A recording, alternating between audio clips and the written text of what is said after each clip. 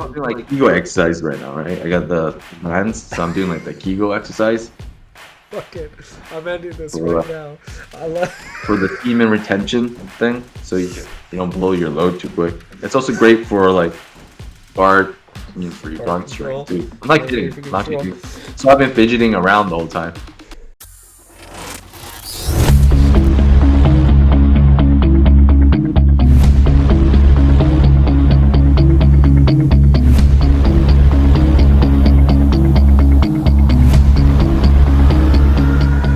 Welcome to the Oldhammer podcast where life meets the mats. My name is Sam. As always, I'm here with Gordon. What's up, Gordon? Hey, right? Are you? I'm a little tired actually. Getting tired. Yeah. But that's okay. Because Mhm. that's kind of why we're talking today. But first things first. Blue belt beatdown. How's your training been? Training's been good. You know, this week we haven't done this week or a week and a half.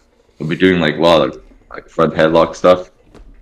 So that's been nice because that's like basically my forte at this point. And so it's a lot of it's been nice because the first 4 or 6 weeks of getting back to jiu-jitsu, it was so confusing with the leg locks. So I had to like get up to speed with that.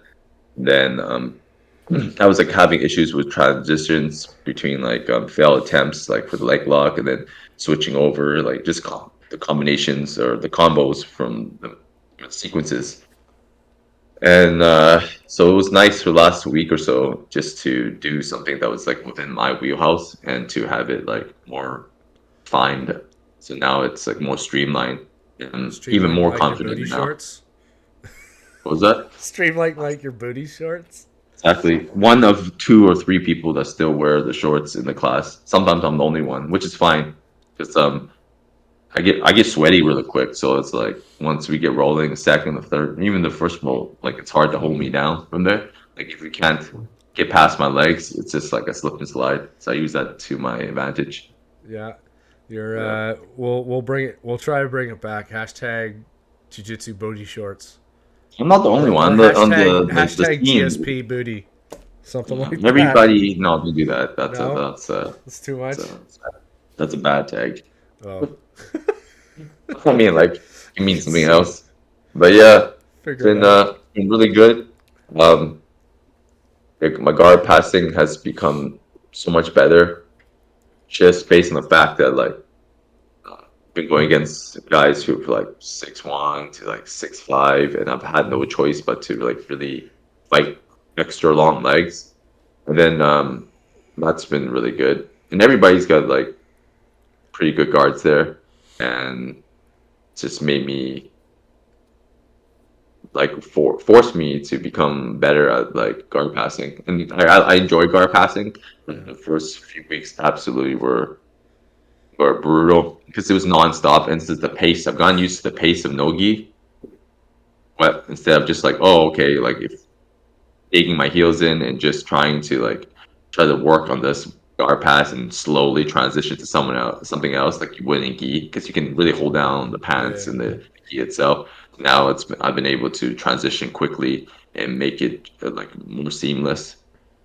And yeah, it's been good. Like I said, when I go against like belts, and it's like that's a true beatdown. It's like me just surviving, like barely surviving. Like I can pass to get a guards for the most part, but in terms of actual threats, not too much at this point. Especially on my back, like when I'm on my back, they're blasting through it pretty quickly. Just because like some massive deficiency in my guard. In terms of like offense and even defense, but just like in terms of what I can like do. I usually just do technical get ups, but there's so little space. I don't want to be just running away the whole time. Hmm. Like there's so many people when I go to night class. During the day class, a little better. And I do want to like work on the guard, so I haven't just been getting up every single time. No, that is something that's happened to me too when we was training. We were actually not today, but my last time at class we were training, and I was training with a guy who he was probably like 6'2", right? So again, same problem, long legs, which is why I got to get better at leg locks or whatever, so I can attack those things. But yeah, passing the guard, switching, transitioning, and then you get into a roll, and all of a sudden there's somebody, you can feel somebody's head on your back. You're like, hey, we gotta stop. Or one time we were rolling, and I just straight up grabbed him, cradled him, and pulled him towards me. Not because I was doing a move, it's just so we didn't run into somebody else. So yeah, Yeah, I that's had to do something that. you have to be Good. cognizant. Is mat awareness is very important. But I think you and I are having essentially the same dilemma. I feel my guard is getting better because I've latched onto a couple of concepts that I think is making it easier for me to understand what I want to do in that position. But it's still, practice. The only thing to do is practice. And I know if I was against a higher belt, I try to enact those concepts and I just start getting frustrated because I just pass Yeah. or do something else. And but that's Yeah. just what practice is for. That's why we're there at this level, and you got to keep going. But Hmm. yeah, the other thing that was cool is we're back onto leg locks, like I said in class. So my problem right now with leg locks, kind of like learning the guard, is actually the entries. Once I get into like a cross ashy, my mind is like, yeah, this makes sense. I know where to go. But today and on Friday, we were doing a couple of strange entries. One was actually from a half guard, you do the knee slide pass as if you're going into full guard, but then you sit back, grab the leg, roll through, and suddenly you're in cross ashy, where you can attack the heel or attack the straight leg lock, right? And so you make your opponent think that you're about to try and mount, but you actually reverse that into a leg lock. That one was cool, but the one today was basically moving from your guard and going from like a half X to a reverse X to pull the far leg over you. And the guy I was doing with today, again, like 6'2", 6'3", nice guy, good to train with because he likes to talk things out. Different guy than Friday, but like I just couldn't in my brain figure out where my right leg was supposed to switch so I could bring Hmm. my other leg to bring his leg over so we could roll into either a 50-50 or a cross action. And I'm like, I just struggled for like 4 or 5 minutes, just not Yeah, it happens. Yeah. not getting not getting this. And I just kept thinking to myself, all right, I'm gonna have to look up some tutorials. I'm gonna have to figure this out. Next time I'll have to drill this. And I'm like, hey man, instead of doing what he's doing, can I try this? Can I try this? Or like after we do positional or something, like, hey man, can you come here? I wanna try and get this, because it's all fine to know what the submissions are when you're already in the control position. But if you can't get to the control position, well, you've got no hope of finishing it off. So yeah, Yeah. I'm in that spot too. Yeah. Um. Yeah. Yeah. Totally sympathize with that. We have the same issues. I will say that once um the entries aren't too much of a problem with me.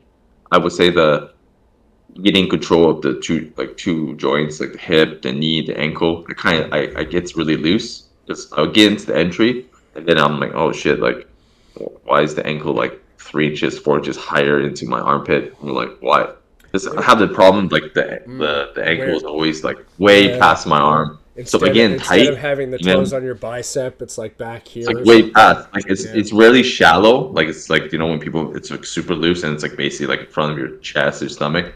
I don't have that issue. I have it like maybe because the guys that roll with their legs are so fucking long. Well, So like that's I've spent probably so one much. thing, is maybe you have, and this is just me spitballing. Maybe because they are so long, you have too deep a control position. Like, yeah, your head's supposed to be over their knee, but maybe your legs are too deep into their hip, and that way the Yeah, leg is maybe. automatically in the safe position by being way Yeah.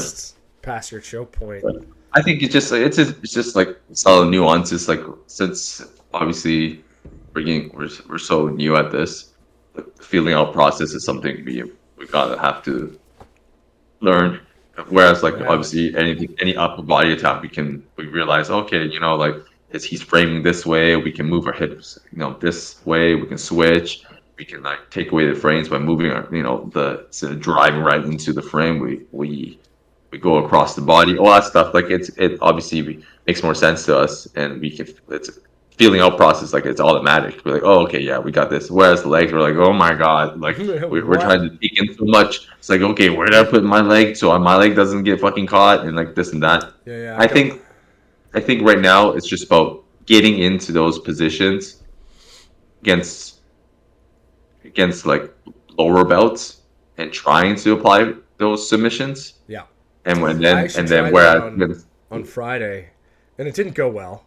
But I was rolling. He was like a 4-stripe white or something. Again, in no gi, there really you don't see anybody's belts, but you kind of get a feel of where people are. I was rolling with a different guy again. Like everybody's taller than me, even though I outweigh everybody by like 30 pounds. It's really everybody taller than me, frustrating. everybody's probably my height and taller, Yeah, and then everybody I I'm like roll the with average is at size. least 6 foot. And anytime I roll with somebody who's less like 5'10" or less, I'm 5'10", they're like 170 pounds.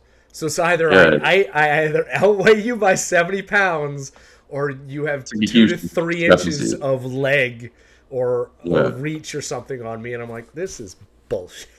yeah. There's a lot of guys around my size now. Like I remember being, I'm 200 pounds, so I remember being like thinking like being 5'10", 200 pounds, like 15 years ago. That was like, oh yeah, Uh, like this one of the bigger guys. I Now was it's like the average size like 180 to like 210. I'm like, holy shit, like I yeah, was yeah, well I yeah, I thought it was was like bigger for jiu-jitsu, apparently not. I remember being in grade 8 and being five. I was like 5'7" and 190 pounds, and we had to do this experiment where you had to calculate your horsepower, right? So one of the ways you had to do that was weigh yourself. And my science prof, I forget who it was. Maybe it was. I'm not going to mention his name, but Gordon will know. Was it Pong? Anyways, Yeah, it's anyway, anyways, he did every time I stepped on the scale. He was like, "That's wrong." He could not believe I was a buck 90 in grade 8. And we tried 3 different scales, including the little like doctor sliding one. He was like, "I guess you're that. How do you weigh that much?" I'm like, "I don't fucking know. I don't know." dense, dense. Dense, Like well, people should sure. see your calves, man. They're like fighting like gigantic. I do have big calves. It actually funny story. It actually makes executing leg locks a little more difficult for me because I gotta slide more meat. That sounds terrible. Let's slide the meat. We're meat sliding today. You gotta slide my stupid calf into position, which creates a lot of friction. We're sliding meat and friction. Now, oh god, Don't say it. fuck, right? But once I actually get into 50-50, it's everyone's like, that's really tight. I'm like, yeah, because my legs are fucking size of. Yeah, once you get in there, it's like Once you get in there's so much there, it's surface tight in the area. hole, but getting Yeah, it, but sliding in exactly. and creating that past that friction, innuendos are important. Moving on.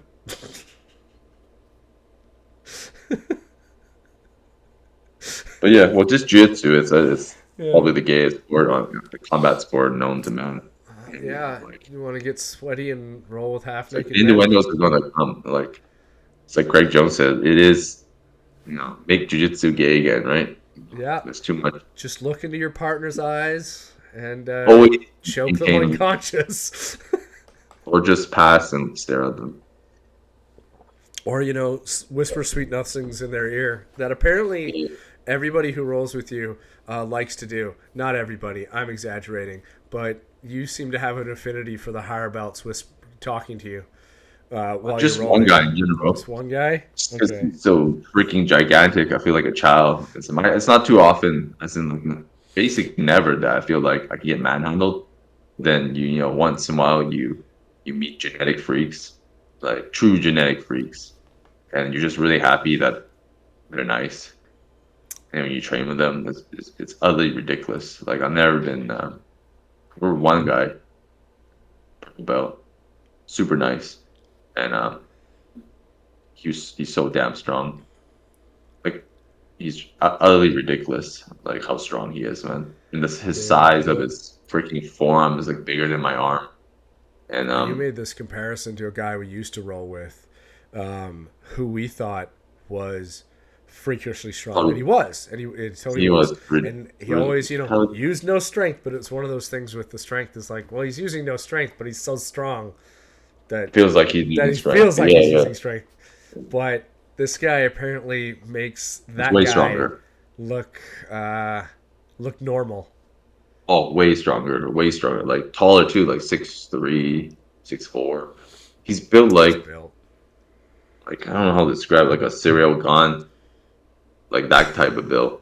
It's just ridiculous. It's like, and he's explosive. He's so fast too. It's not, you know how most big guys tend to be kind of slow. He's Like like a what they said freaking, about Brock Lesnar, no one that big should be able to move that fast. he's so fast. It's like, so I have like no speed advantage against him, no size, no strength advantage.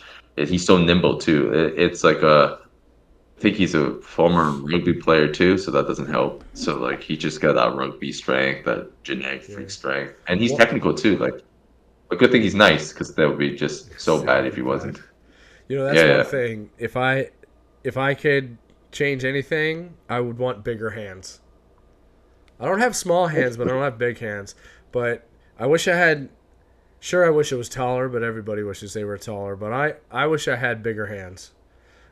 I wish I Just was taller for different reasons. Like guys want to be taller because they want to trap bitches.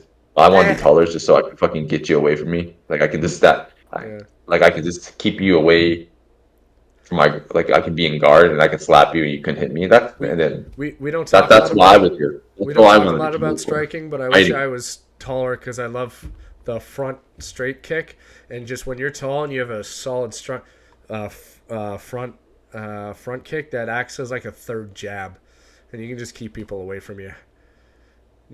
Yeah. So Yeah, that's that's why I yeah. wish I was Like want to taller. be taller for different reasons. Yeah, taller for different reasons. You know, I, uh, I'm married. not for the bitches, for the I'm married. I bros. love my wife, but even before I was married, I didn't want to be taller for that reason. That made no sense to me. That, as a complete aside, that whole 6 foot thing, different topic. And Yeah, that never bothered me. That I, never stopped me. I'm Like, yeah I need no, bigger. I'm gonna go down a rabbit hole if we go into this, and it'll turn into a totally different podcast. But that whole 6 foot thing This is the never made any perfect sense. It's a podcast. random fucking Next on the number. next one, we're gonna talk about Sigma Alpha mindset, whatever you Oh, fucking call it. oh God, I'm Yeah, gonna lose if we Ultra talk about that. I'm Sigma, gonna lose it. Ultra Uh, Sigma. Sorry, I just in so case anybody's wondering why I'm all contorted because it's so fucking terrible bullshit. back spasm. So I'm trying to massage this Which while kind talking of, on the podcast. I guess, kind of brings you're massaging yourself. I'm trying not to have a neck crank on this side. That's why I keep moving around. But that actually brings us to, I Oh think, the yeah. topic of the day. The topic of the day: strength and conditioning. I guess this also go along with recovery and mobility, but that's what we Yeah, wanted to lack of get to today. recovery, lack of Lack of mobility. recovery. But yeah, we Yeah, were gonna talk. We were gonna talk about that today. I guess specifically with regards to jiu-jitsu, but also in general. yeah. And this stemmed off of your injury, which you've mentioned before. But I tore your Hmm. bicep because I'm a loving, caring jiu-jitsu partner who wants to make sure you get the best for yourself. So I tear Yeah. things so you know how to do all the moves with one arm instead of two. Well, I am still sorry I about could that, live but without that bicep there, but it was okay. It was a blessing in disguise because I have to like change my game a little bit. It made me more cognizant. It was going to tear regardless at some point. Might as well tear in the comfort of my own home gym. that's fair. That's Yeah. fair. But this is what it kind of stemmed from because you've had to go through some recovery and get back to some conditioning. Obviously, you came back and went straight into jiu-jitsu at your school 3 to 5 days a week, which is tough. I've had to readjust my schedule for outside conditioning because at my gym we don't do a warm-up. Thank God. I always hated doing warm-ups. The classic Classic Brazilian calisthenics Jiu-Jitsu, slash brutal calisthenics, tripping army of death. warm up. Yeah, the warm up that may have only been 15 minutes, but it felt like 45. Like you're like Um, absolutely exhausted by the time yeah, you get to like live rolling. You're just like, yeah. oh god. So, um, that means one of the things you have to do is condition yourself outside of class, Mm. which I think is the best to separate the two personally. Uh, Yeah. I mean, one caveat to anybody who's listening: we both own home gyms, which makes scheduling that easier. If you do have to travel to another gym that isn't your jiu-jitsu gym, obviously that can be a barrier. But if you do have some at-home access, there's plenty of things you can do, even if you just have a set of like power block dumbbells, adjustable Like dumbbells, or something like if that. you have a room that you sleep in that you don't share with like another human being, you know, you're fine. You can actually do some very simple things. I think people um make it like if your goal isn't to be a bodybuilder or to be world's fucking greatest athlete, you can do a lot with calisthenics and a few dumbbells and stuff. Especially if you don't do any weights at all. Like obviously, if you have, you're talking to people who, if they already go to a public gym, they already got that covered. Yeah, But like for people who don't really want to go to a public gym, they won't spend that much money because they already do jiu-jitsu. That's all they really want. But they just need to like build some like body armor and to yeah. Well, decent strength and conditioning. one of the Things, things that I heard on a different podcast, um, it was the Modern Wisdom podcast, which I definitely recommend everyone check out. He doesn't need any help. He has multi-million followers, but on that podcast, they had a doctors talking about uh, health in general. But one of the things that they said, which you kind of just iterated independently, was your muscles are your body armor, right? The more muscle you have on you that's been developed appropriately, the more the more damage you can effectively take, right? Before your body starts shutting down.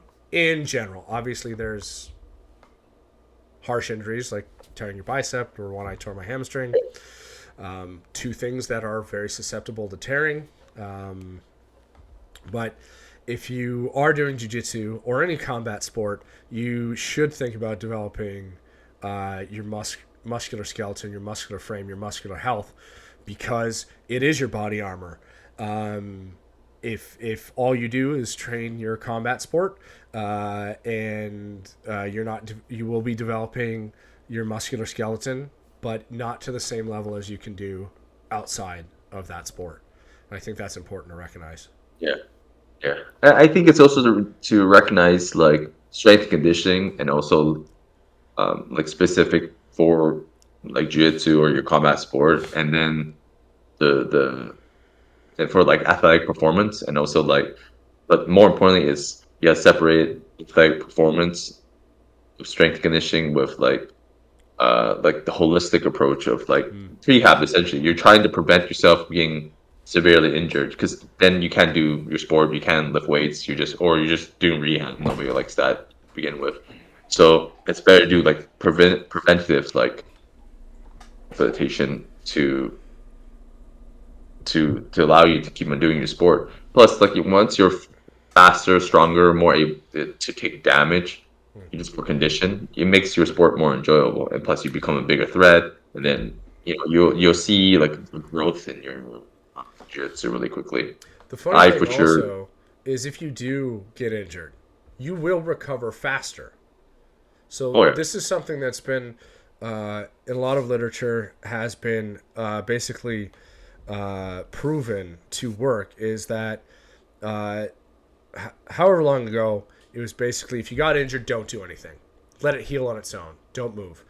Now, if you go to any physio, you go to doctors with modern knowledge, it's not don't move, it's just don't move to make it worse, move to make it better. Right? Get the blood exactly. flowing in there, get the nutrients back in there. Because when I tore my hamstring, I went to my physio. It was a small tear. Went to my doctor. No surgery, thank goodness. But he said, well, we're going to get you deadlifting in 4 weeks. I'm like, dude, I'm crying every day because this hurts. He's like, yeah, I know. We're not going to get you deadlifting hundreds of pounds, but we're going to get you going through the movement again. I'm like, oh, that way it'll help you heal that aspect of your body. So not only does it help you prevent injury, assuming that you're doing all of your exercises correctly, full range of motion, proper technique. But if you do get injured, which is likely if you're going hard, eventually, the more you do something, the risk of, exponential growth of risk takes effect, and you'll probably have some form of injury, hopefully not too serious, but it will help you decrease that time where you can actually get back to your quote unquote full potential. I totally agree. Speaking of which, what have you been doing for your strength and conditioning? Because I know you've had to readjust and start again, essentially. Yeah. Well, currently, right now, it's been like 2 months of jiu-jitsu, so frankly, I haven't been doing much of anything. Just like body weight pull-ups for a fat grip, a lot of forearm stuff, like captains of crunch, like kind of specific to grappling. The and also like some like rehab stuff for my shoulder and bicep. Just because I've only have one attached bicep on my left side. Um, my left elbow and shoulder are more susceptible to like tendinitis and excuse me, and like arthritis. And that's actually something I'm dealing with right now because I'm actually doing so much flexion because of grappling that it's giving me tons of tendinitis in my elbow. Like basically, I essentially have tennis elbow, like, and it fucking sucks. And I also like because my body has to compensate one way or another.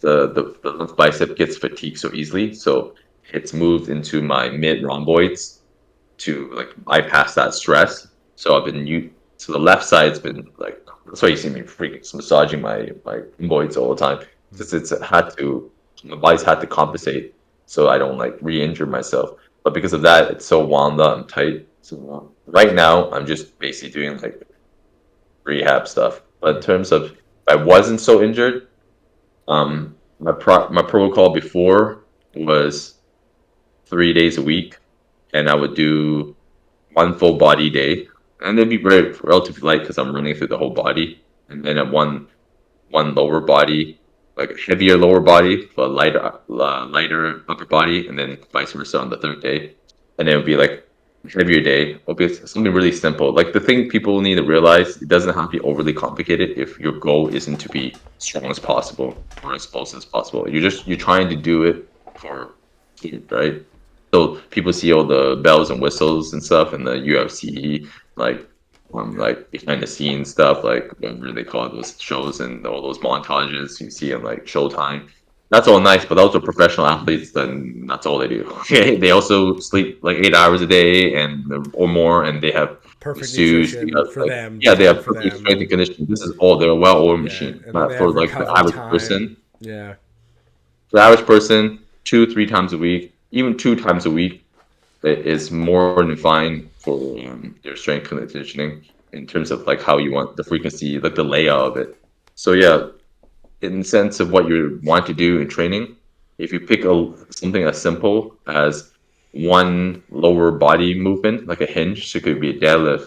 It could be my preference is not to do deadlifts because it takes so much out of me. Hmm. Um, it will be doing like a sandbag because you're always so hunched over, and there's a bit of myth when you're hunched over, you're going and you pick something off the floor, you're gonna hurt yourself. But if you start hunched over or brace core, and then you were to extend from that hunch over position, it's Yeah. actually really good for you. It's when you there's flexion when you come up and your back starts caving throughout the motion. That's when you injure yourself because now you're putting the load into your lower back.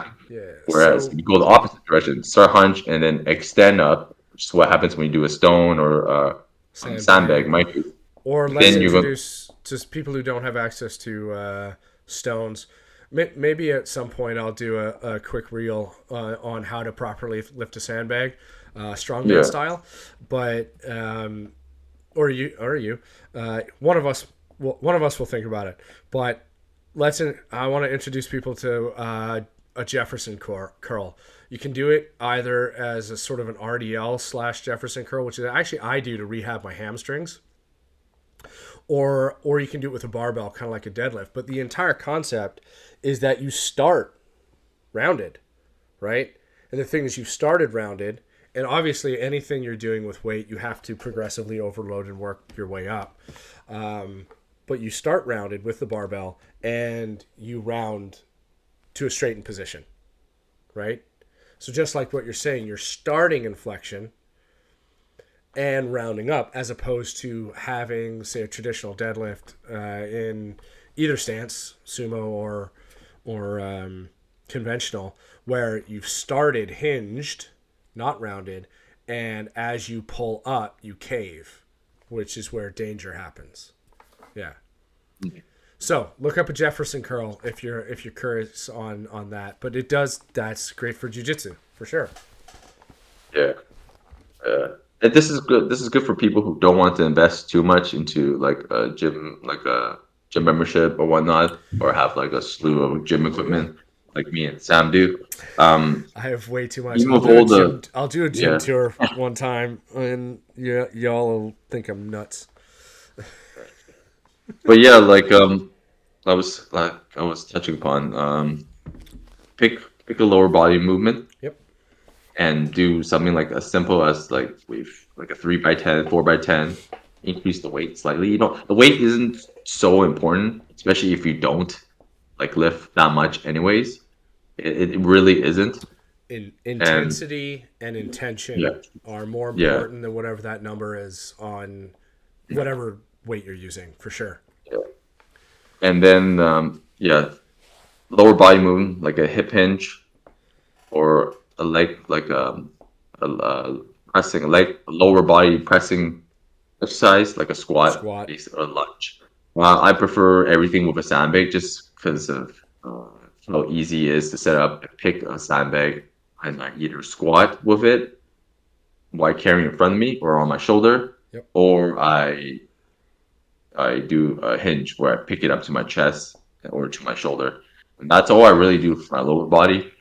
And as for my upper body, I do a lot of pull-ups.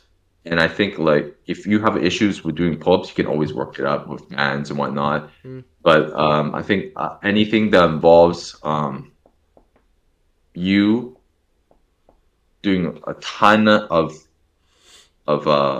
volume for your upper back, it's going to be just really healthy for you. It's going to push a lot of blood and try to make it harder. Like if doing regular pull-ups or is like relatively easy for you, using a fat grip, it's going to be so much benefit Or eventually beneficial. you could do weighted pull-ups if you Yeah, either you can grip the dumbbell to start if you don't, or you can get weighted pull-up belts that are a lot attached to your dumbbell if you have a dumbbell, or plates, and then you could increase that way as well. One thing but I I was just actually think telling a guy from my gym, as he said, I don't have a lot of pulling power, right? Like I don't feel like I'm that strong pulling. And I said you should do either neutral grip or reverse grip chin ups. He's like, huh?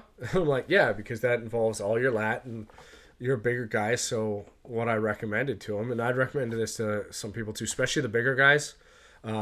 If you're starting to do pull ups, sometimes it can be kind of daunting. Like, well, do 10.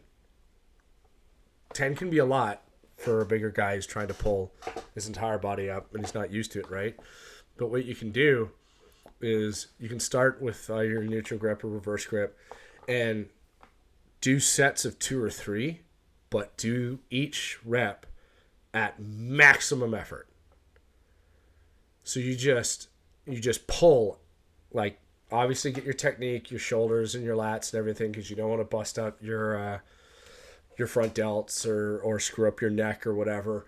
But you pull with everything all the way down from the lat through the bicep, hard grip, fat grip, whatever. You pull up, chest to bar, or as close as you can get chest to bar. Pull up as hard as you can, slow on the way down. Pull up as hard as you can, slow on the way down. Do two or three reps, wait. Take a break.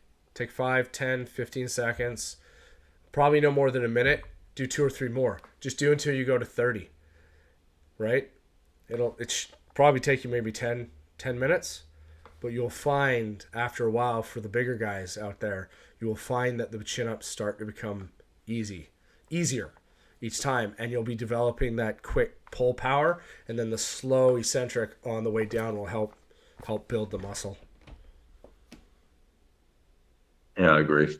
Just And side if note. the exercise like pull-ups is like well, like feels like hard, like say you can only do like 8 or 10 or 12, just treat it like a heavy lift because essentially that's what it is because you can only do 10 reps with it. It's like doing like a heavy like set of like 4 or 5 on the squat. You just do the same thing with the pull-ups. But the great thing about pull-ups that your body will adapt to much quicker than you will with a much heavier compound, a barbell compound lift because that neurologically, the no matter how bad you are at pull-ups, it feels like a heavy pull day, like upper body pull day. It's just not going to do the same amount of like neural fatigue to you that like you would like a heavy like 5x5 squat or like deadlift or even a bench press.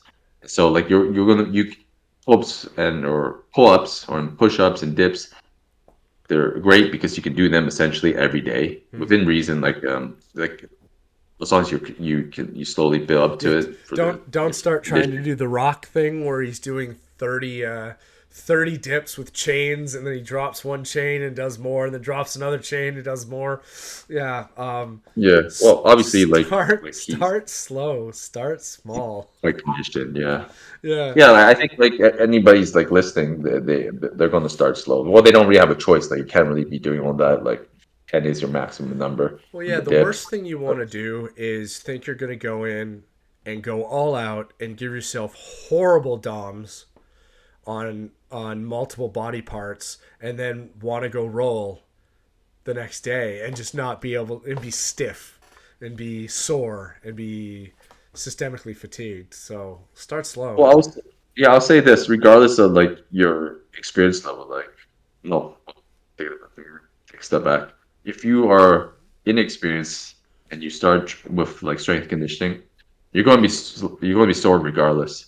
Yeah. You're going to be sore like with 3 sets of 5. Like if especially if you do like absolutely nothing, but over time your body will get used to it within a couple of weeks, and you just got to deal with it. The issue would be like, oh, I'm going to do 10 sets of 20 or 10 sets of 10. You're not a You're going to be sore bodybuilder shit for like a week, and you're not going to go to jiu-jitsu with like a body that's going to or be able to mind. do any hard rolling. Yeah, you just going to feel like It's garbage. hard to learn new techniques, new concepts in jiu-jitsu when all you can think of is, man, my triceps are sore. Yeah, or just like anything in sore. Yeah, for Yeah. sure. No, I totally agree. My split's a little bit different. Obviously, I've been weightlifting for quite a long time. Like we started in my dad's gym, you and I, way back when, with some cast iron weights and like the skinny bar and stuff from like 1942, and a wooden bench that I think my granddad built. And so we've been doing this for quite a long time. Obviously, you're a champion power lifter. Because So what? yeah, stretch the band out. You know what? Here, get bands. Fuck everything we just said. Just get a bunch of bands. Do nothing but band work. Progressive overload with Eat. bands, different colors, different weights, and just that's what we recommend. That's it. Full stop. No, I'm kidding. Don't do that. Don't Straight absolutely. for prehab and rehab. That Yeah, sounds awesome. bands have their place. But what I was saying was, the way I've had to readjust because I'm doing jiu-jitsu 3 times a week is I know I still do 4 days of lifting. But the way I've done it is I do have a heavy hinge, a heavy leg pushing motion, heavy chest press. But I do those on 2 of the days I'm not going to jiu-jitsu, with a day in between is the way I kind of try to arrange it. So if I usually do squats and deadlifts on the same day, plus some accessories for the heavy ones. So I'll do that, and then I will make sure between that day and when I actually go to jiu-jitsu, there's at least one day in between, right? And if I do weights on that day in between, it'll be like a light chest arm day, right? So instead of doing a heavy bench press, I'll use dumbbell press or flies or curls, tricep extensions, stuff like that. And the difference is on those heavy days that I do it, sometimes they take an hour and a half to 2 hours to get through. That long? Well, Man, I'm there because in the gym more than like 45 minutes these days. well, on the light days it'll take me like 45 minutes Hmm. because I'm doing mostly volume. But like on the heavy days, I'll do, I'll get my bench up to a set of like a powerlifting set of like 2 reps. So just that takes itself 30 minutes, and then the rest of the workout's like 45, right? So even within that heavy day block, there's like one exercise that seems to take a while, and then everything else is kind of normal. But that's Like, really just for me. I would not recommend anybody doing that or starting there. I'd recommend mostly volume, 3 sets of 10, no more than 5 sets of 10. Maybe you could go to 15 sets of 15, depending on how you feel. But again, you're not a bodybuilder. You're not going for hypertrophy. You just want to gain strength and prehab if you're just starting out, right? I will say this though, like you could do like a bodybuilding split. Like Gordon Ryan does a bodybuilding Yeah. split, but and he's obviously tremendously successful. And yeah, regardless if he's on PEDs or not, like he obviously he knows what he's doing. But I'm just thinking like even though I have like a fairly extensive background in like lifting, I think at this point or in the last few years and even more so now, I just try to choose like 3 to 4 exercises and hammer them in. And you realize as you get older, at least like for me, like my philosophy is like choose one leg exercise, choose one upper body, and then I choose a auxiliary like leg or another upper body exercise, and and then I do a prehab thing. So like prehab for me is almost always like shoulders Yeah. now because of my injury. So that's always put either first or last. I use bands, do a lot tons of external rotation stuff. And that actually takes up the most time because I'm going relatively slow and a lot of high reps with Yeah. bands like this. And but as for like the main lifts, simple 3 to 5 sets of like anywhere from as low as like 5 reps up to like 15 reps. But I'll build up to like the first 4 weeks. Hmm. It's like higher reps, and then like something like anywhere from like 12 to 15, or maybe less, maybe 10 to 12. I give myself a rep range. So that's like more like a hypertrophy rep range. Yeah. I give myself a lot less rest time, and then I'm trying to build up volume so that I can get to my strength phase, and the strength phase will last like 4, maybe 5 weeks. Probably not 5 weeks, like maybe 4 weeks, and then I'll do something like 6 to 10 reps. Especially with sandbags, it's hard to like increase the intensity. Intensity being like the weight itself. So you would need like 50 types of sandbags to go up like 10 pound increments. And But sandbags usually come as in 50-pound increments, by the yeah, way. So yeah, like you you're not those are big jumps for anybody who's starting out.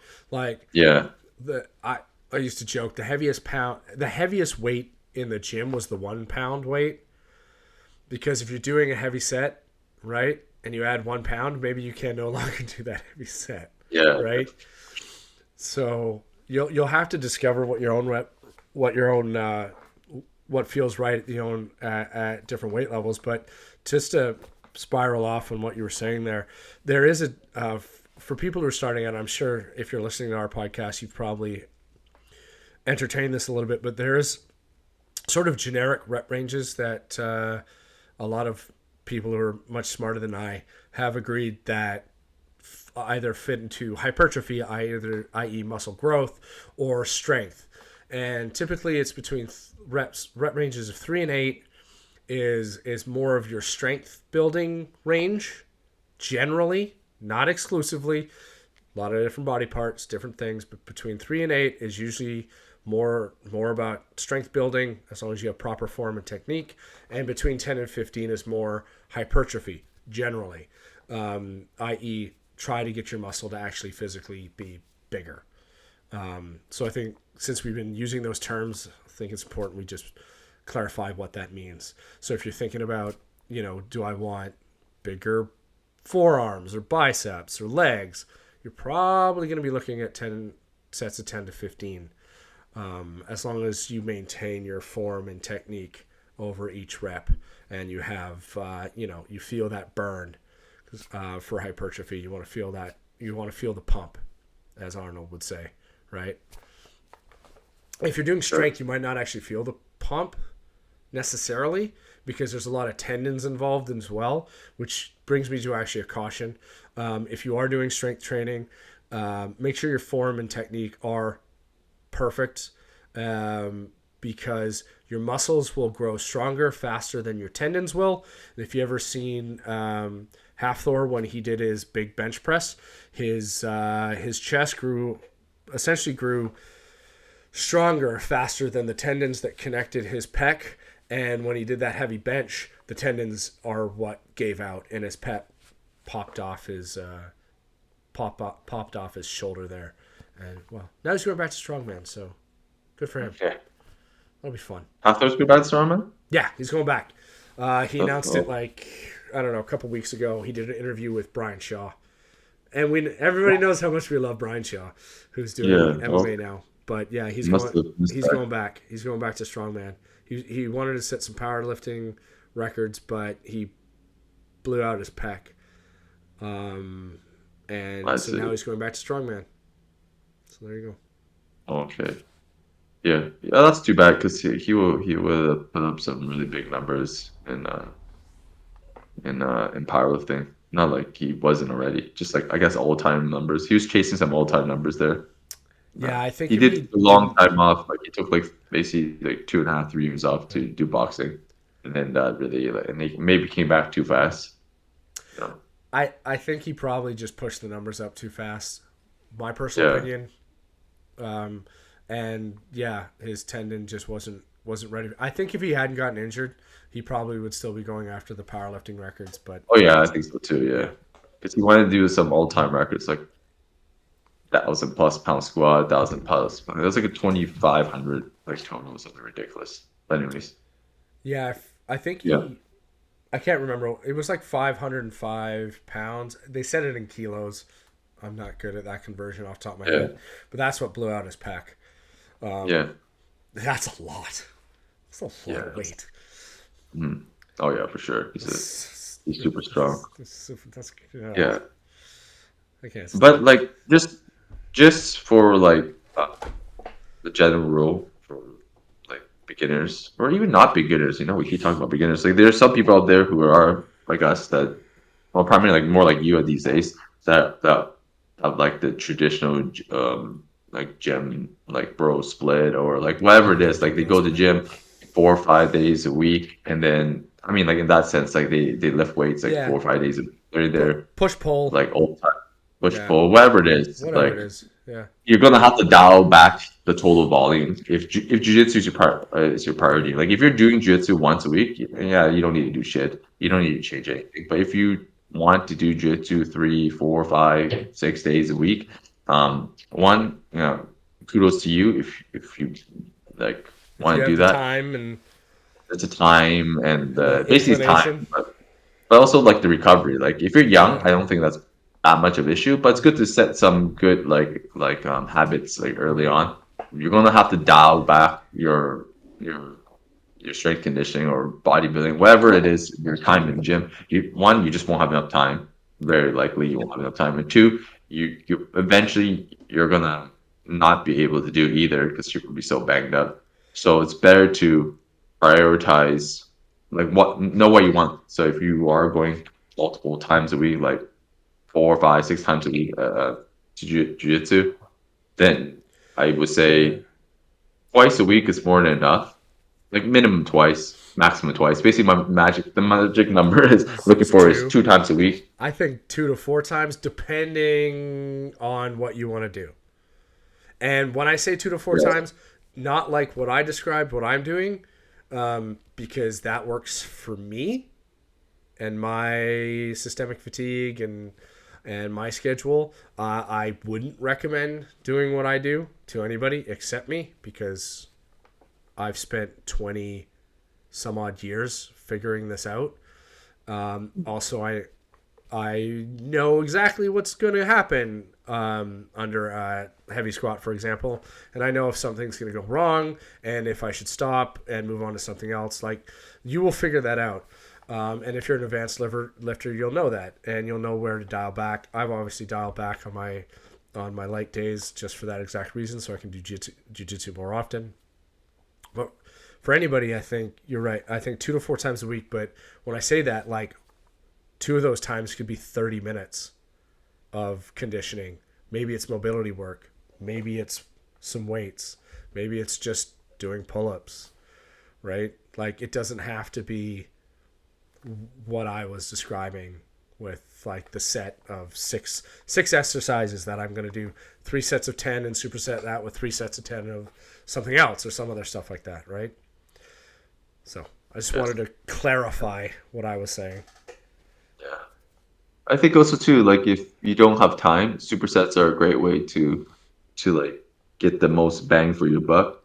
Like supersetting dips and pull-ups, Yep. back and forth, like I five, 6 sets each, I very depending much on your. believe in supersetting for time management, especially with so usually at the end of that I of whatever my workout is, I'll have a couple of rehab style or prehab style exercises. One of which is like reverse flies. I'll just mention that because I got a lot of internal stuff coming in this way from bench pressing and from rolling and all that.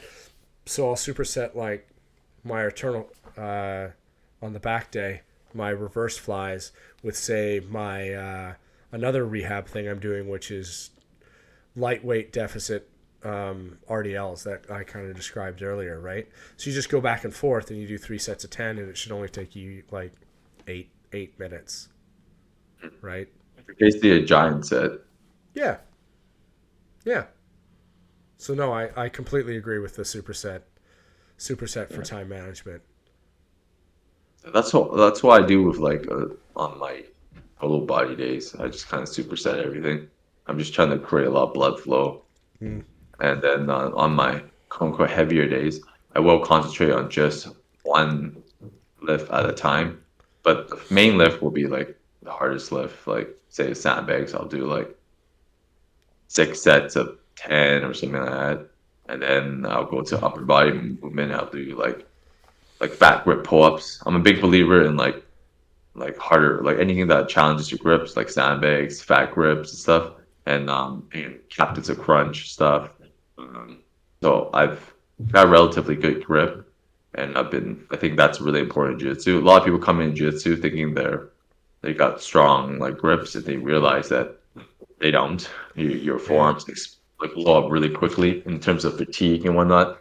And it's a different type of grip too. Like it's especially with if you do gi, then it's like you tend to get like a lot of like finger tendonitis slash arthritis Yeah. because you're it's pinching grip. But in like no gi, it's the cupping grip. So when It's you have a fat all grip, you have the cup or completely. even So I don't or have even your like the C world's grip, biggest forearm. like if you're So yeah, grabbing arms, it's all yeah, it's like cupping. And yeah. also like I also found out that what's really helped me, it's not just like the like a what's it called like a vertical no horizontal pulling. So every time you pull, it's like horizontal.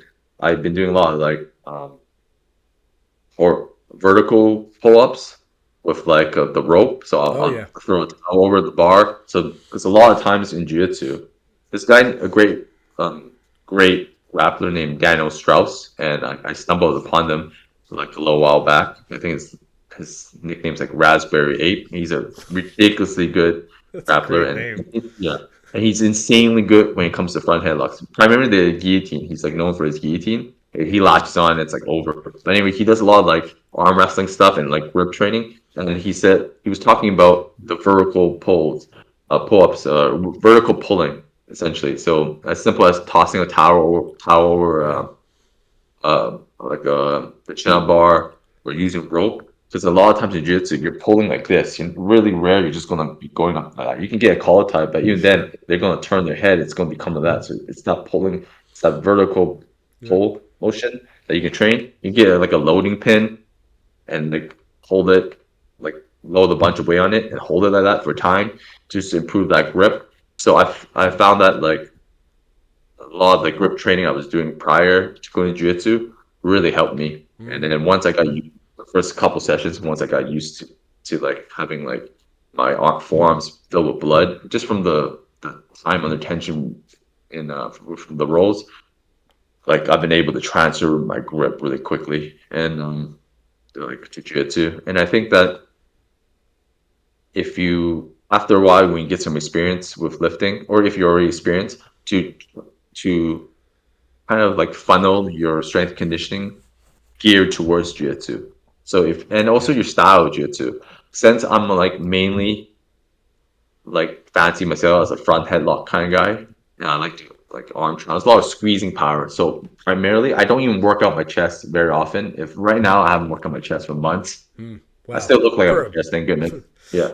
So what's that? there's a good reason too. Oh, even prior to that, like probably been like almost a year since I did any chest stuff. But I've been lucky, like I maintain muscle fairly easily, Mm. and but like the squeezing power, like my pull-ups, anything with grip, like captain's to crunch, I maintain that throughout, and I think that's really important because like if you like getting into those positions where you need tons of squeezing power, you're gonna need to you need to train that in the strength conditioning. You don't need to, but it's gonna do you a world of like good to do that. You And know, I I think like yeah, I do the you bench kind press of have a because I changeable like it. style, essentially. We do have a similar style. I do like doing the bench press just because I like it. Really, that's it's one of those things where you don't really need a big chest in jiu-jitsu. Actually, for most sports, you Oh, don't necessarily. It doesn't hurt, but it's not really required. If you know what I oh, mean. I think that I think even though I don't do it, I think it's actually quite beneficial to do the bench press in terms of hypertrophy. Because if you get someone in like a front headlock or a guillotine, even you can if you got like Yeah, some big no. ass, you just It like is nice to squeeze them have that space, or if from you the do a smothered figure. choke. I'm Like I've choking. been smothered choke before, and by guys with just massive pecs, and it's brutal, man. Yeah, no, It's, no.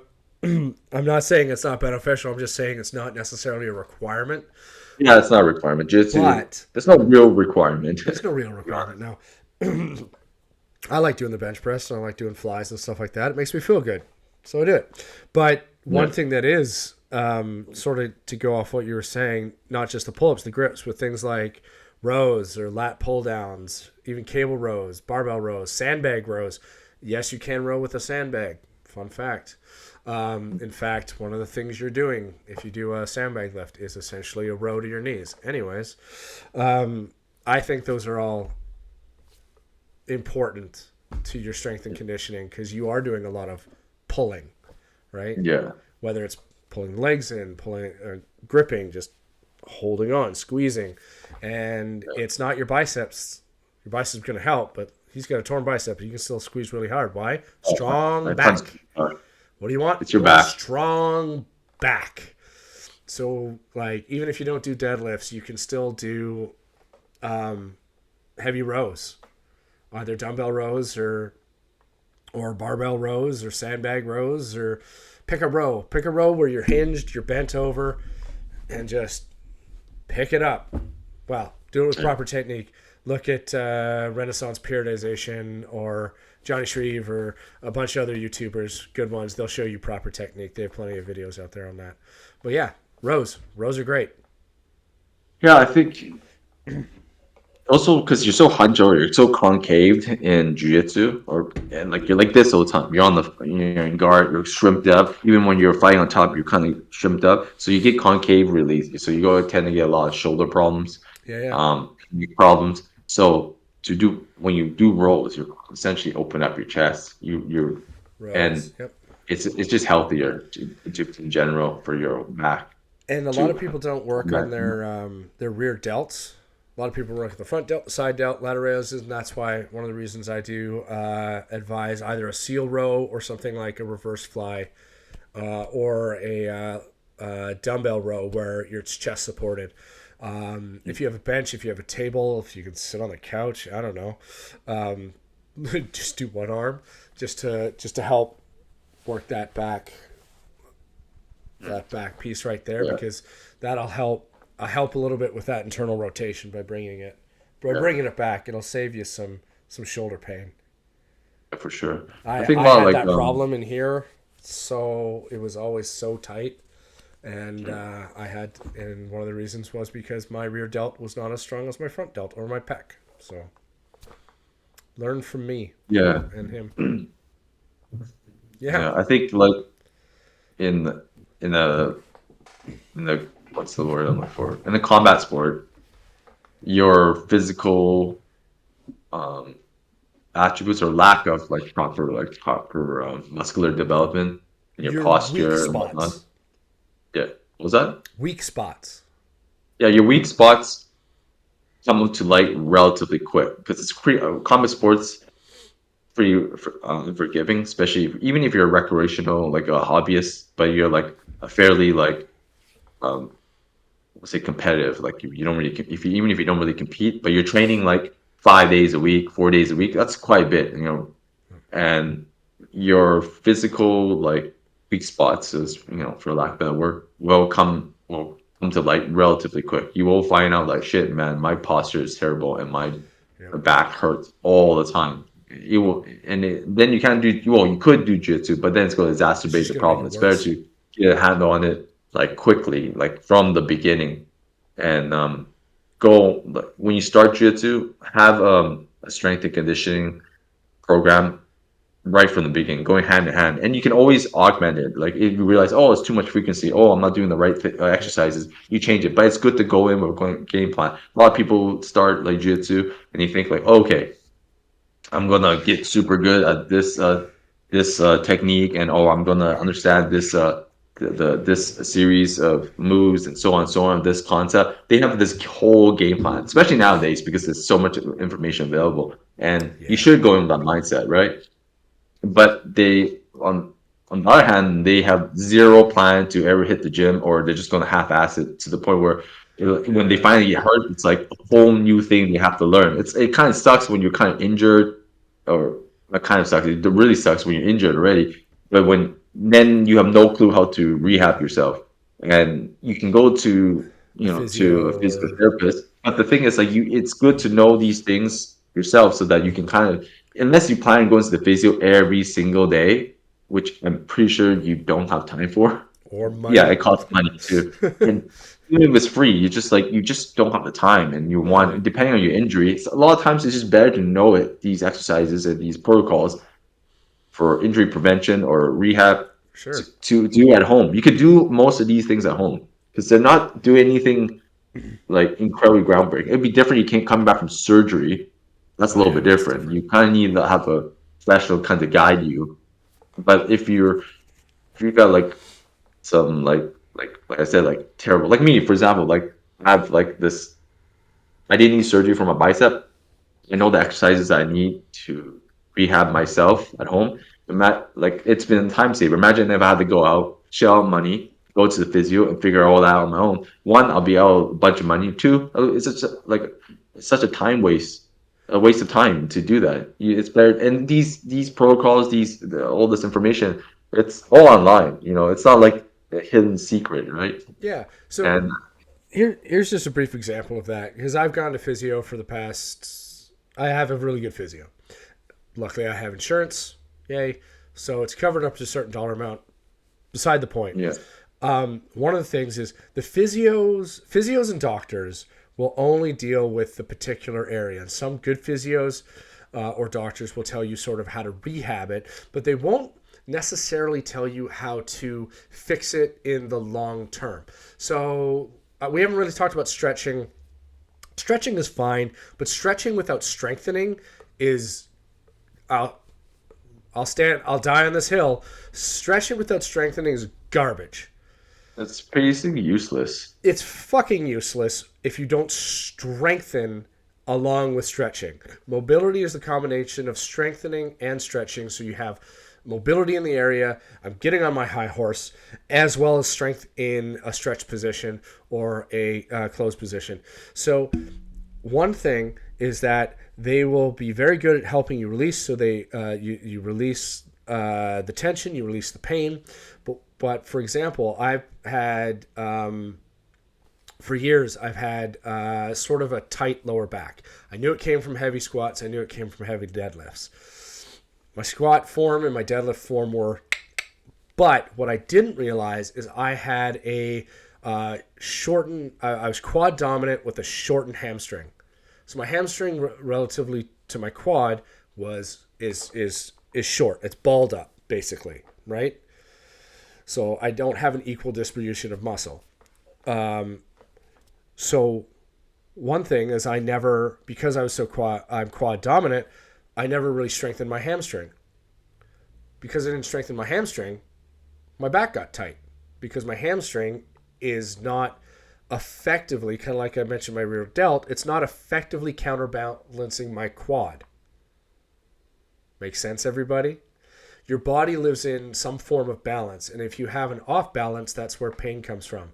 So my physio totally helped me. I knew a couple of the stretches that they wanted me to do, but I also knew, because of years of experience, well, I need to do something. Doesn't have to be significant, doesn't have to be heavy, doesn't have to take a whole bunch of time, but I need to do something not only to stretch my hamstring to relieve the pressure, but also strengthen it to overcome the dominance of my quads. And this is something that you're going to find not a lot of people will tell you to do. Luckily, I worked with my physio. I mentioned this. They knew exactly what I was talking about. Said, "Yeah, you're doing what you're saying is right. What you're doing is right. We were going to get there. You're ahead of me. That's fine." But during your rehab, obviously, if you have a major tear like Gordon, or when I had a problem with my left hamstring, there's different rehabs. Follow your instructions. But in general, if you have a problem in one area, it's probably not counterbalanced by something that's happening elsewhere. And as you do your strength and conditioning, you'll start to figure that out, right? So that's why I've added in a couple of, or I've changed up my exercises to make sure that I strengthen my hamstrings a little bit more than I have in the past. I started with some Nordic curls. Not very good at Nordic curls because I have really top heavy. Switched over to that deficit RDL with lighter weights, just strength to 10. And guess what? My lower back pain is basically gone. Some dry needling, a couple weeks later, a few extra exercises. My lower back is a lot, it's not compensating as heavy as much as it had to when I was just relying on squats and deadlifts and not doing anything specific for my hamstring. So my quads just kept getting stronger, but my hamstring was trying to keep up and just couldn't do it at the same pace. So when I went back to Jiu-Jitsu, where you have to use your hamstrings because you got to pull, right? We said pulling. My back was like, WTF, dude. You don't usually do this. You're usually pushing, not pulling. Stop it. So there, I'm off my horse. That's my horse. Yeah, I agree with what you said. And I want to like kind of change the term, like the word you use, like, excuse me. You say, like you said, your quads are overdeveloped. A quad, I don't think you can overdevelop muscle. It's like your hams are underdeveloped more than anything. That's the issue. I think it's a better mindset to think that way. It's like you keep doing what you're doing with your quads. It's just like you gotta do something about your hamstrings now because it's underdeveloped. It's like when people say, "Oh, overdeveloped," like front delts. They're not overdeveloped. Your side and rear delts are super underdeveloped. And I think it's a better mindset. It's like, okay, I'm lacking in this. I'm gonna add, I'm gonna do more of it to bring it up. It's like in jiu, right? That kind of thing. You're absolutely like, oh right. my god, my car pass is too overdeveloped. I'm fucking gonna stop. No, it's just my like, my guard game is underdeveloped. No, I'll go right back. I'll backtrack. I shouldn't have said overdeveloped. What I meant to say is I was quad dominant and my hamstrings were underdeveloped. That's absolutely correct. Yeah, 100%. I think people look at it that way. And this, the way they look at jiu-jitsu, it's like, oh, what do I need to get better at jiu-jitsu? It's the same thing when it comes to strength and conditioning or just health in general. It's like, what do I need? What am I not doing? Like, what am I doing right? And then what am I definitely not doing right? And then just trying to like figure it out. It's just like jiu-jitsu. Yeah. It's not as fun for sure, but you do it, you add it in, proper strength and conditioning, and it's gonna enhance what you love, which is I'm assuming is jiu-jitsu, right? So, or just your life in general. Like nobody wants to walk around like in life with tons of pain. Like jiu-jitsu is gonna give you a lot of pain regardless. Like for the most part, most people are gonna suffer some terrible chronic injuries. You're gonna Like be myself, sore. I'm That's chronically okay. injured. Yeah. But you're gonna be Like sore if you jiu-jitsu will strength and give you zero conditioning health too. benefits. I don't want anybody just like all the memes like of jiu-jitsu and how like people joke about it's like, oh, I'm doing jiu-jitsu for the health. No. If you do jiu-jitsu once a week, maybe twice a week, it's for the Here, health. here. But other than If you that, just it want is to be not healthy, healthy. if you just want, yeah, if you just want to be healthy, maybe put jujitsu on the back burner. Go to the gym, do your cardio, walk up your stairs. You'll Yeah. be healthy. If you want to do jujitsu, you'll be healthy, but you'll also be sore. Yeah. If you want to be competitive in jiu-jitsu, like actually compete, or you just even if you don't have a desire to compete, if you just want to be like the mountain forcer in your gym, like the a guy that never competes but probably should because he's like deadly good, I'd and you're love to going be that 5 days a guy. week. That's basically you're almost training like a semi-pro at that point. You're going 5 days a week. Jiu-jitsu is not your life, but it is a massive part of your life. You are taking up like 2 hours of your day, hour and a half of your day, 5, 6 days a week to train, and you're like 3 sessions away from basically training full time. You know, you're if you Yeah. add 3 more sessions, a couple doubles, then you're basically training full time, kind of in the I sense of don't like know how if many I'd sessions. ever get to the 2 days, 5 days a week. I don't. I don't know if. There's a guy I train with. Yeah. He's a Army Reserve, and he's right now waiting for his application with the reserves, and he is just like training every single day. Like he's a white belt. He's been training for I don't know how many months, but quite a few months now, and I don't know how he even survives it. He's relatively young. I think he's like 27, 28.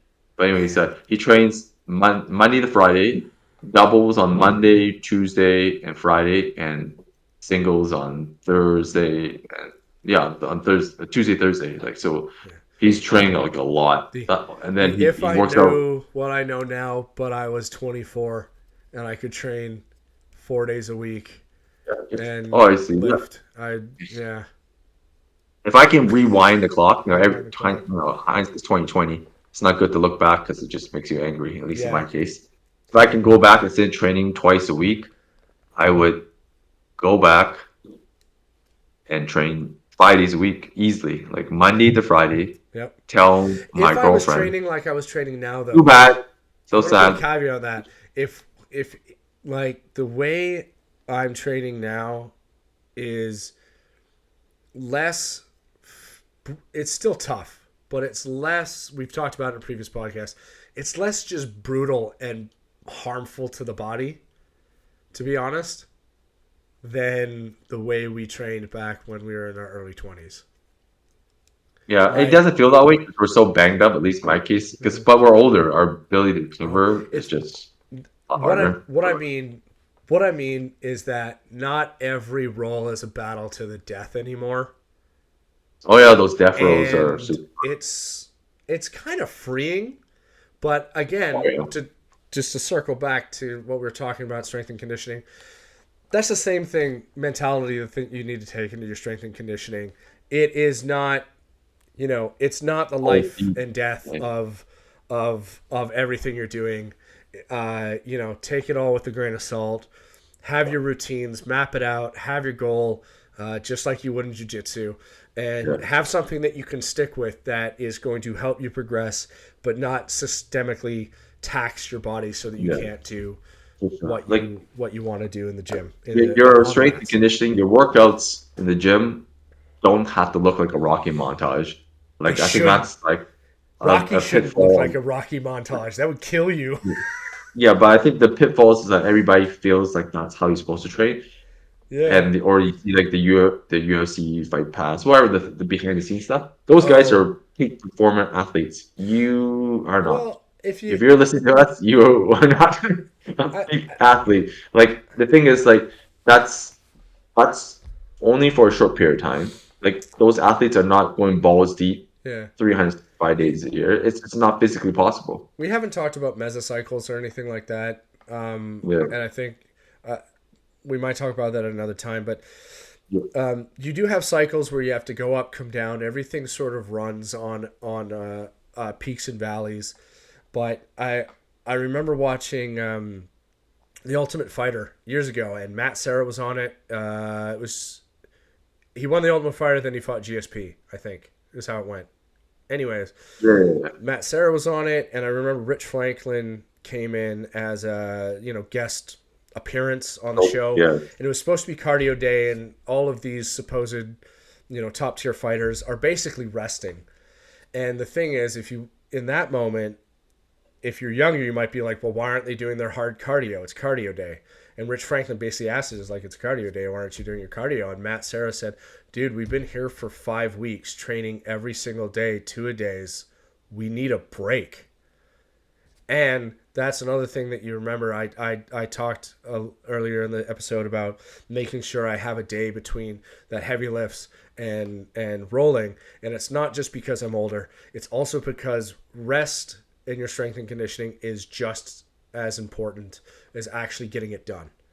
You need to rest up. You need to make sure your muscles have time to recuperate, to grow.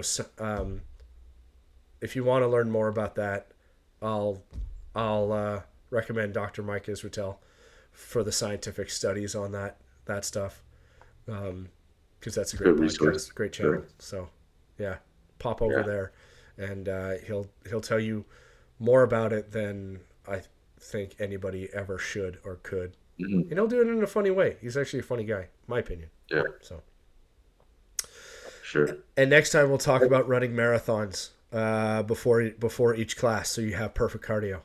No, don't do that. You never going to catch me running, man. I ran 10K once because my buddy's a runner. I'll never fucking forgive him for it because I'm not a runner, and my feet hurt for a week. Yeah, I don't run unless I have to, like running after my children, and that's about it. Unless you're doing your cardio to make sure it's at peak performance for your competition, you're gonna get enough cardio rolling. You'll be fine. Yeah, it's a very different cardio. There's zero transferability from doing like a marathon jiu-jitsu. You would think, because like, oh, look at the Diaz brothers. They're doing triathlons. I'm like, I know. Yeah, but they're also natural freaks on cardio. Like, not just that. Like, think about it. Like, you think the greatest grapplers in the world right now, none of them are running. Do you think Gordon Ryan runs? Doubt it. Like, no, he's not running. You think? And you Matt think Hughes used to run, but he only used to run for like 20 to 30 minutes in the morning. Like, and it was Matt Hughes. Matt Hughes used to run. He used to start his day with the run. On his feet, like when you're fighting, though, that's a little bit different. Yeah, but if you're like on the fucking floor, flopping around like fucking fat seals like us, like you're not gonna need to run. Yeah. No, you just need more rolling. You need to roll more. Like, you need to roll more. Yeah, we're in our element. You get your endurance from. But what I was saying about Matt Hughes is, like, even though he would run in the morning, he wouldn't run as much as you think. Like the Rocky, I ran for 2 hours or whatever. I ran a half marathon. No, he'd run for like 20, maybe 30 minutes at a jog, down the road and back. Like, you're a grappler, run for fun. Don't run for be in great shape. Run for your heart. Go on the bike, like just running for general health, not for like, oh, I'm gonna run for the specific purpose of being great at like having better jiu-jitsu. I'm like, no, that's not going to zero transfer. Like, in fact, you're going to be fatigued. Like, you'll be so fucking tired. Yeah. Like, for the most part. If you need to, especially if you're a power-based grappler, like if you're running, man. If you're in that period where you're joining jiu-jitsu and maybe you're a little bit overweight, do 20 to 30 minutes of zone 2 cardio, but recognize that has nothing to do with your endurance at jiu-jitsu. That is all just to help you burn calories to cut down some of that weight, which will in turn help you. But it's not a direct one-to-one. It's just to help you lose a couple extra pounds if you're coming in, at a little bit of a plus size. Just walk it, eat less. Walk it off. Yeah, walking's not exercise. I'm sorry, it's not. Walking up a mountain is exercise. Walking around the block, not exercise. Just eat less, guys. Eat less. Eat more. Yeah, just eat less. No, don't be a fat fuck. Don't do that. Fucking coffee, donuts, and fatty donaires. That's it. Doesn't sound too bad. Gordon looks like he wants to fucking spear me. Yeah. Shut up, Oh, Sam. that's so. I actually like. Like that's like my morning breakfast. Not the donair part, but the coffee. I just drink half a pot of black coffee, and then 2 hours later, I'll slam back like 5 or 6 eggs, whole eggs, and some sourdough bread with some cheddar. I do like sourdough bread. I don't do cheese anymore, but that's because I can take rust off a car bumper, if you know what I mean. If I eat too much cheese, comes out the back end, not friendly. Oh, I didn't know that term. Yeah. It's You get you get the runs. I don't no, I don't shit myself, thank God. I just fart so bad that it could be considered chemical warfare. I'll be on So the receiving end of those fucking yeah. farts. Like So I cut in out a live cheese. rope. Okay. If you go neon belly and I've eaten cheese, what happens next is your fault. No, it's not. It's your fault. What the fuck are you talking about, man? Anyways, Nothing. I, I, Never, man.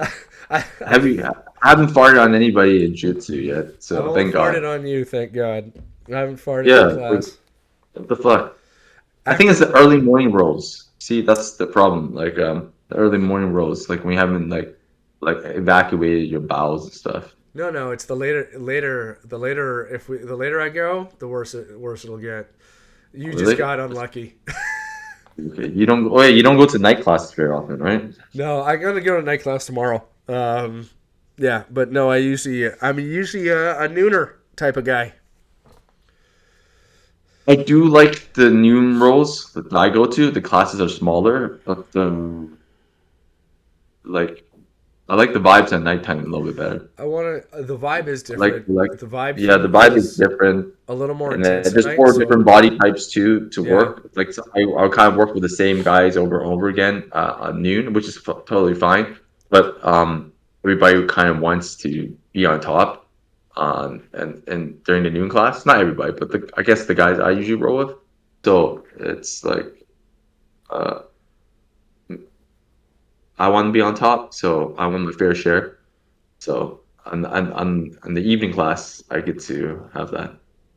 And fair it enough. depends too. Like if I want to work on my guard, I'll flop to my back like a fish out of water, and then try to Yeah, do something. I won't flop to my back, but I will sit on my butt. But on that note, for perfect health, eat cheeseburgers, donuts, and drink coffee. For everything else, Yeah. there's Mastercard. I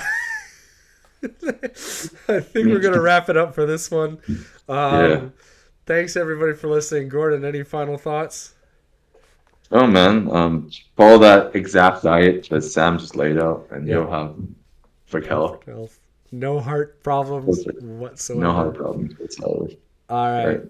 On that Probably note, could get away with it a little bit more in jiu-jitsu, just because like we burn so much calories. That's if you're training like 5, 6 days a week. if you're Period. yeah, if you're 21, you can get away with it. I have a history of heart Yes. disease in the family. I think I would just Yeah. yeah, I want to live longer. Anyways, thank you all for listening. Subscribe to the podcast if you enjoyed it. Like as well. As always, appreciate you. Appreciate you, You Gordon. know, I'm doing like ego exercise right now, right? I got the hands, so I'm doing like the kegel exercise Fucking, I'm ending this for right now. I love. for the semen retention thing, so you don't blow your load too quick. It's also great for like guard, for your Heart guard strength control. too. I'm not Heart kidding. rate for I'm not control. kidding. So I've been fidgeting around the whole time, just like working the Fucking the usual abductors. ending. Bye, everybody. Next time I'll do it with all my pants on. I'll show you. God. That's it. I'm wearing pants right now, but next time. Talk to you later. Bye.